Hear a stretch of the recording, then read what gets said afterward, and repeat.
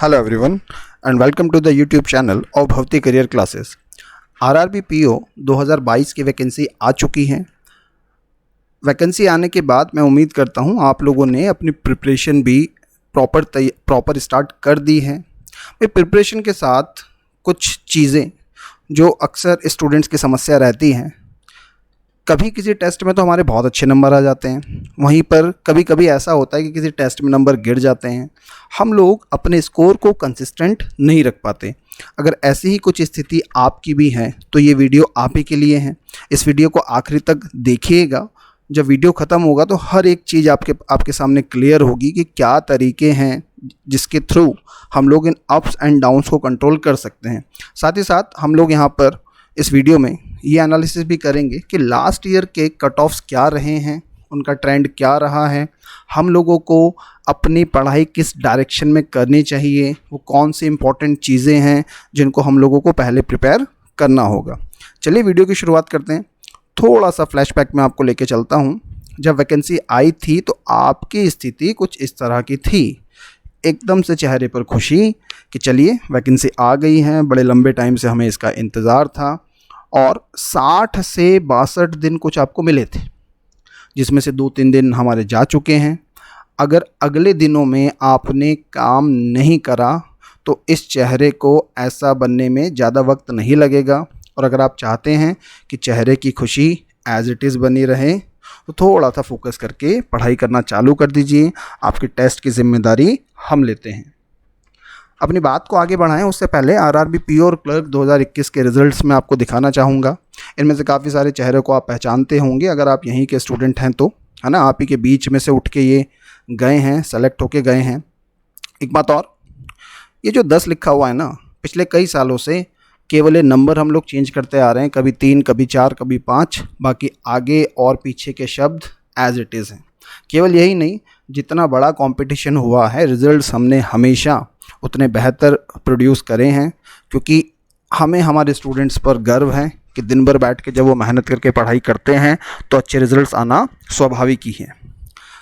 ठीक, ये तो थी पास्ट की बात। अगर हम लोग अभी देखें, सबसे पहले हम लोग देख लेते हैं कि वैकेंसीज़ कितनी आई थी और उस बेसिस पे हमारे कट ऑफ्स क्या रहे हैं। 2017 से मैं लेके चलता हूँ आपको।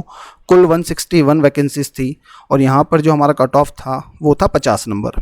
यहाँ पर देखिए, मैं बात कर रहा हूँ एमपी की। आप अगर किसी अदर स्टेट को बिलोंग करते हैं तो यहाँ पे तो लिस्ट मैंने बना दी है। आप किसी अदर स्टेट से हैं तो सबसे पहले आप ये एनालिसिस ज़रूर कर लीजिएगा कि ईयर पर ईयर वैकेंसीज़ का नंबर्स कितना रहा है और उसके कट ऑफ्स क्या रहे हैं।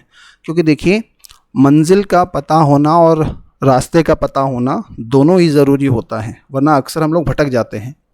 2018 में आपको लेके चलूँ तो 178 वैकेंसी आई थी, जहाँ पर वैकेंसीज थोड़ी सी अप थी पिछले साल के कंपैरिजन में, और कट ऑफ 1 नंबर गिर गया।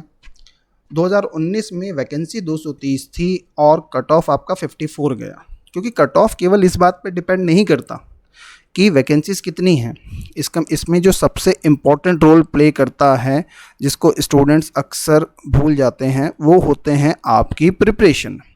बट अगर आपकी प्रिपरेशन सही नहीं है तो फिर वैकेंसी 50 हो, 200 हो, 500 हो, उससे कोई फ़र्क नहीं पड़ना। और अगर आपकी प्रिपरेशन अच्छी है तो कट ऑफ से ज़्यादा मार्क्स आप इजीली ला सकते हैं। आगे बढ़ाते हैं बात को। 2020 में देखिए, वैकेंसी मात्र 97 थी और कट ऑफ थोड़ा सा गिरा, 48 हुआ। यहाँ से एक बात को और मैं इंक्लूड करना चाहूँगा, आपकी प्रिपरेशन के साथ साथ लेवल ऑफ पेपर भी इम्पोर्टेंट हो जाता है। कई बार ऐसा होता है कि पेपर टफ आ जाते हैं, और जब पेपर टफ हुए हैं तो कट ऑफ आपका लगातार गिरा है। 2021 में 107 वैकेंसी थी, कट ऑफ बढ़ के 54.25 हुआ। और अगर 2022 की हम लोग बात करें तो देखिए, नंबर ऑफ वैकेंसीज 319 हैं। लास्ट ईयर के कंपैरिजन में लगभग 3 टाइम्स वैकेंसीज आपको मिलती हैं। कट ऑफ क्या होगा ये एग्ज़ाम से पहले अंदाज़ा लगाना थोड़ा सा मुश्किल है, लेकिन वैकेंसीज को देखते हुए 50 से 55 के आसपास हम लोग एक जनरल अजम्पशन लगा सकते हैं। ये कोई एग्जैक्ट होने जैसी बात नहीं है, क्योंकि अगर पेपर आसान आ गया तो ये कट ऑफ +5 बढ़ सकता है, और अगर पेपर टफ आ गया तो यही कट ऑफ -5 भी हो सकता है। अभी आपको इस बारे में सोचने की ज़रूरत नहीं है, आप एक ही चीज़ पे फोकस करिए, वो है आपकी प्रिपरेशन। हम लोग ये बात कर लेते हैं कि भाई प्रिपरेशन करते वक्त हमारी एक सही स्ट्रैटेजी क्या हो सकती है। सही स्ट्रैटेजी का सीधा सीधा मतलब है वो पढ़िए जो एग्ज़ाम में आता है। क्योंकि देखिए कॉम्पिटिटिव एग्ज़ाम जो है ना वो कुछ इस तरह की होती है, अलग अलग डायरेक्शन में बहुत सारे टॉपिक्स होते हैं, आपको सब पढ़ना होता है। आप ये चित्र देख के समझ पाएंगे ये अमीबा है ना, लेकिन आपको हर एरिया बहुत अच्छे से आना ज़रूरी नहीं है। आपको सेंट्रल एरिया टारगेट करना है। प्रिपरेशन करते हुए कई सारे बच्चे कई बार इस कोने में कुछ, इस कोने में कुछ, इधर कुछ, इधर कुछ, इधर और कुछ इधर निकल जाते हैं और इस वजह से भी सेलेक्ट नहीं हो पाते। मैंने देखा है कई सारे ऐसे बच्चे जो पढ़ने में बहुत अच्छे रहे हैं लेकिन किसी वजह से नहीं सेलेक्ट हो पाए, और वो जो वजह है जनरली वो यही होती है कि स्ट्रैटेजी सही नहीं होती।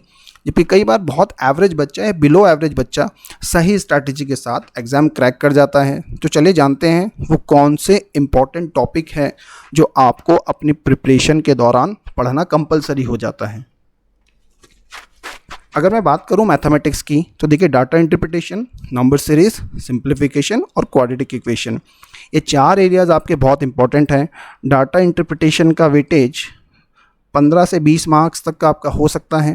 नंबर सीरीज कंसिस्टेंटली हमेशा 5 नंबर की आई है। सिंप्लीफिकेशन 5 से 8 हो सकता है। क्वाड्रेटिक इक्वेशन 5 नंबर का। अगर मैं मिनिमम भी पकड़ता हूं तो 15 और 5 20 और 5 25 और 5 30, टोटल 30 मार्क्स का पेपर आपका मैथमेटिक्स का यहाँ से बनेगा। 30 में हम लोग थोड़ा सा अपने आप को और सेव करते हैं, 25 नंबर हम लोग मान के चलते हैं कि भाई 25 नंबर का पेपर हमारा यहीं से बनना है। जबकि यही चीज़ अगर मैं रीजनिंग में देखूं तो कोडिंग डिकोडिंग इसका वेटेज आप 5 से 7 नंबर का रख सकते हैं। इनइक्वालिटीज़ 5 नंबर, सिलॉग 5 नंबर, जबकि पज़ल और सिटिंग अरेंजमेंट आप मिनिमम 15 और मैक्सिमम 20 से ऊपर भी जा सकता है ना। कई बार ऐसा होता है कि पज़ल और सिटिंग अरेंजमेंट बहुत ज़्यादा आ जाते हैं, हम लोग 15 भी पकड़ते हैं। अगर इसका भी मिनिमम हम लोग उठाएं तो 15 और 5 20 और 5 25 और 5 30, भाई 30 नंबर का पेपर आपका यहाँ से बनेगा। तो 30 और 25 55 नंबर का पेपर आपका इन्हीं 8 एरिया से बनेगा। यही लास्ट ईयर का ट्रेंड रहा है। तो हम लोगों ने अभी जो कट ऑफ डिस्कशन करा था कि मैक्सिमम 55 के आसपास गया है पिछले सभी एग्ज़ाम्स का मिलाकर, तो यहाँ तक तो आप बहुत इजीली पहुँचते हैं। एक बात और, भाई बैंकिंग एग्ज़ाम में जो सबसे बड़ी की होती है वो होती है एक्यूरेसी। एक्यूरेसी इसलिए ज़रूरी हो जाती है क्योंकि अलग अलग शिफ्ट में जब पेपर होता है तो उसके बाद आपको वेटेज स्कोर मिलता है ना। अलग अलग शिफ्ट में अगर लेवल ऑफ टफनेस अलग अलग है तो आखिरी में एक नॉर्मलाइजेशन होता है जिसको हम लोग जनरली वेटेज स्कोर के नाम से जानते हैं। लास्ट ईयर्स के अपने एक्सपीरियंस के बेसिस पे बता रहा हूँ, ये 55 मार्क्स अगर आप 50 क्वेश्चन अटैम्प्ट करते हैं और 95% के आसपास आपकी एक्यूरेसी है तो 55 मार्क्स आपके बहुत ईजिली आ जाएंगे। ठीक है भाई, ये तो 55 नंबर हम लोगों ने अपने सिक्योर कर लिए, लेकिन कुछ मार्क्स और हैं जिनको आप इजीली गेन कर सकते हैं। चलिए उन पे एक नज़र मार लेते हैं। क्योंकि बेटा मैथमेटिक्स में हाथ थोड़ा सा जनरली कई बच्चों का तंग होता है, इसलिए आप 2 चैप्टर्स जो कि इजी हैं, सिंगल कॉन्सेप्ट पे चलते हैं, उनको कंपलसरी कर लीजिए, जिनमें एक एज होगा और एक पार्टनरशिप होगा। अब आपका मैथमेटिक्स का स्कोर 27 पर पहुंच गया। इसके बाद अगर आपको लगता है मैथमेटिक्स में और भी कोई चैप्टर्स प्रिपेयर करने हैं तो देखिए हर चैप्टर का अपना एक ग्रुप बनता है। अगर आप पढ़ें तो पूरा ग्रुप पढ़ें, जैसे कि SI CI अगर पढ़ना चाह रहे हैं तो दोनों पढ़िएगा, एक पढ़ के मत छोड़िएगा। ठीक इसी प्रकार से STD, train, boat and stream अगर पढ़ें तो फिर तीनों पढ़िएगा। ठीक इसी प्रकार से time and work, pipe and system, chain rule अगर पढ़े तो तीनों पढ़िएगा, है ना। इन ग्रुप्स में भी से भी जनरली यहाँ से आपका दो क्वेश्चन आ सकते हैं, या एक क्वेश्चन तो आएगा ही आएगा। Time and work, pipe and system से एक क्वेश्चन आएगा ही आएगा। SI CI का एक क्वेश्चन आएगा। और अगर आपको ऐसा लगता है कि नहीं इसमें मेरा ज़्यादा टाइम जाता है, इससे पहले वाले इंपॉर्टेंट चैप्टर्स जो हम लोगों ने डिस्कस करे उनके लिए मुझे समय कम पड़ रहा है, तो आप अपने रिस्क पर चीज़ों को इग्नोर कर सकते हैं। एक एडवाइस मेरे आपको यहाँ पे रहेगी कि मेंसुरेशन का एक क्वेश्चन पक्का आएगा, है ना। और अगर मेंसुरेशन आपका ठीक ठाक है तो 1 नंबर आप यहाँ से और गेन कर सकते हैं। 27 + 1 28 मार्क्स का पेपर आपका यहाँ से फिक्स बनता ही है। रीजनिंग में अगर आप blood relation, direction and distance को और ऐड कर लेते हैं तो 35 नंबर का पेपर आपका यहाँ से बन जाता है। अब अगर मैं मैक्सिमम मार्क्स की बात करूँ तो 28 + 35 मतलब 63 नंबर का पेपर आपका यहाँ से फिक्स बनना है। और अगर ये 63 मार्क्स आपका आपने पढ़ रखा है तो कट ऑफ से ज़्यादा नंबर आप बहुत इजीली अचीव कर लेंगे। ये तो बात हो गई हमारी राइट स्ट्रैटेजी की जो हमें पढ़नी है। अब बात करते हैं हम लोग हमारी टेस्ट सीरीज़ की। जैसा कि मैंने आपको वीडियो की शुरुआत में कहा था कि नंबर्स आपके कई बार अप जाते हैं तो कई बार डाउन जाते हैं, क्योंकि स्टूडेंट एक गलती करता है। गलती ये है कि वो डे 1 से फुल लेंथ टेस्ट लगाने बैठता है। वैसे तो अच्छी बात है फुल लेंथ टेस्ट लगाना, लेकिन अगर पेपर कभी थोड़ा सा टफ होता है तो मार्क्स ऊपर चले जाते हैं, पेपर थोड़ा सा इजी हो जाता है तो उसके मार्क्स गिर जाते हैं। ऐसा कई बार इसलिए होता है कि टॉपिक पर उसकी जो कमांड है वो थोड़ी सी वीक है। तो सबसे पहले आप लोग टॉपिक वाइज टेस्ट की प्रैक्टिस करिए। हमारी टेस्ट सीरीज़ में हम लोगों ने इस बात का ध्यान रखा है कि स्टूडेंट का हर एक टॉपिक क्लियर होना चाहिए। एटलीस्ट जिन टॉपिक्स का आपको मैंने अभी बताया कि ये टॉपिक्स एक्स्ट्रा वेटेज रखते हैं, पेपर यहाँ से बनता है, वो टॉपिक्स आपके बहुत स्ट्रॉन्ग होने चाहिए। उसके बाद हम लोग आपको करवाएंगे मिक्स टेस्ट। भाई टॉपिक वाइज टेस्ट में इंडिविजुअल मान लीजिए इनइक्वालिटी का टेस्ट मिला, इंडिविजुअल सिलॉग का टेस्ट मिला, जबकि मिक्स टेस्ट में मैंने आपको मैथ्स और रीजनिंग के जो भी इम्पोर्टेंट चैप्टर्स बताए हैं वो सारे मिलकर आपको एक साथ टेस्ट में देखने को मिलेंगे। लगभग 50 नंबर का, तो कोई टेस्ट 40 नंबर का, तो कोई टेस्ट 60 नंबर का हम लोग आपको यहाँ पर करवाएंगे। देखिए इन टेस्ट के पीछे का ऑब्जेक्टिव ये है कि आपको ये कन्फ्यूज़न ना रह जाए एग्ज़ाम में कि कौन सा क्वेश्चन मुझे करना है और कौन सा मुझे छोड़ना है। अगर आप उन्हीं 50-60 क्वेश्चंस की एकदम रोज़ प्रैक्टिस कर रहे होंगे, हफ्ते में 3 या 4 दिन प्रैक्टिस कर रहे होंगे, जो फिक्स हैं कि एग्ज़ाम में आने ही आने हैं, तो कम से कम एग्ज़ाम में जो 45 मिनट का टाइम है वो आपको परेशान नहीं करेगा। क्योंकि अक्सर हम लोग देखते हैं कि टाइम कम पड़ जाता है, लेकिन अगर आपकी प्रिपरेशन उसी मोड पर है कि हमें तो यही जाकर सबसे पहले करना है, तो थोड़ा सा टाइम की फ़ाइट से हम लोग बच सकते हैं। अब टेस्ट सीरीज़ ज्वाइन कैसे करनी है? भाई टेस्ट सीरीज़ आप सब लोगों के लिए एब्सोल्युटली फ्री है।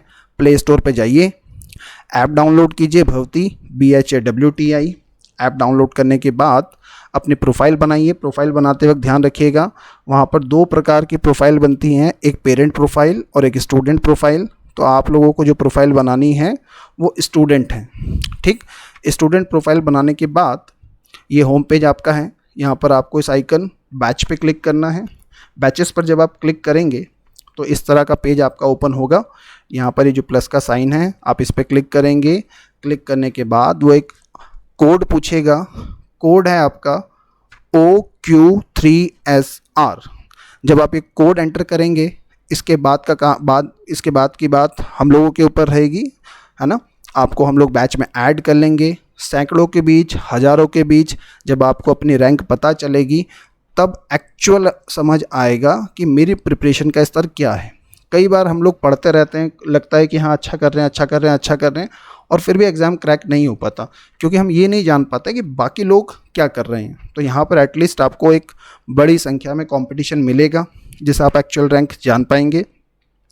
टेस्ट आपके 13 जून से हम लोग स्टार्ट कर देंगे, है ना। इन बिटवीन आपके टॉपिक टेस्ट और कभी कभी बीच में आपके मिक्स टेस्ट जो मैंने बताया हम लोग वो करवाएंगे। और जब एग्ज़ाम हमारी पास आने लगेगी तब हम लोग आपके स्टार्ट करेंगे full length test. All the best for your preparation. जुड़े रहिएगा हमारे साथ। Thank you so much.